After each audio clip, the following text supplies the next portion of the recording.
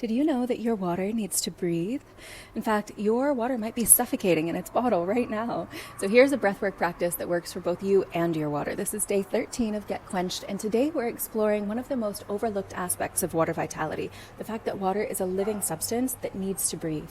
And when we deprive water of this essential respiration, we end up drinking something that's barely living, something comatose. It's sleepy water. So water not only needs to eat, again, as we discussed yesterday, with minerals and electrolytes, it also needs to breathe, to exchange gases. It needs to release carbonic acid and absorb oxygen and nitrogen and hydrogen from the air, which happens naturally when water is moving in nature. She's always breathing, but it doesn't happen when water is trapped in a sealed bottle or sitting stagnant and still in towers or cooped up in pressurized pipes. In nature, water is constantly breathing. Rivers tumble over rocks, creating countless microbubbles and inner vortices that pull oxygen from the air into the water. And of course, when rain falls through the atmosphere, it absorbs all of those gases. And when springs bubble up from underground, it releases accumulated CO2 and absorbs fresh oxygen as it emerges and mixes with the molecular hydrogen in the air. And this aeration is absolutely essential for water's vitality, just like breathing is essential for your vitality.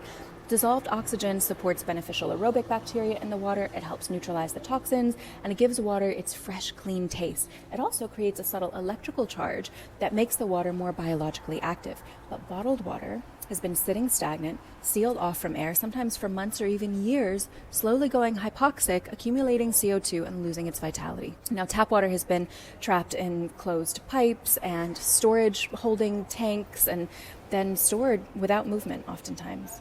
Now, Victor Schauberger, the Austrian naturalist, my personal hero and water genius, said that stagnant water becomes sick and loses its life force, just like you would become sick and lose your life force if you sat still and stopped breathing for too long. And modern research in dissolved oxygen levels confirms this. Low oxygen water creates an environment where anaerobic bacteria thrive, where oxidative stress increases, where the water loses its ability to perform its biological functions properly, and then contributes to hypoxia in your body as well, because what you drink, you become. So how do you help your water to breathe? This is the important part. There are a few different ways. You can vortex it.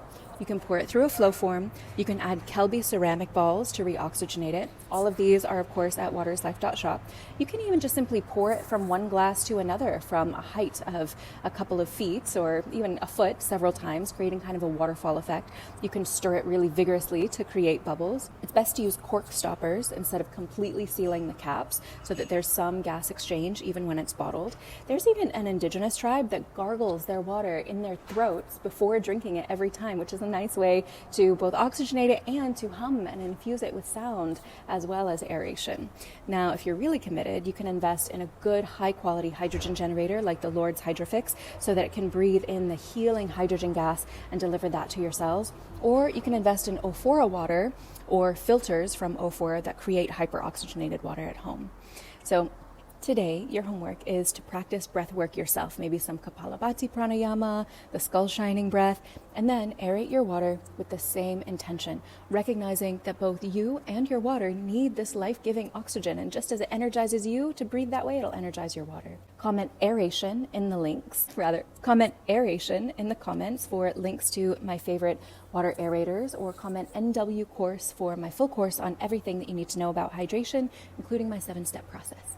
I will see you tomorrow. Until then, be well and be water, my friend.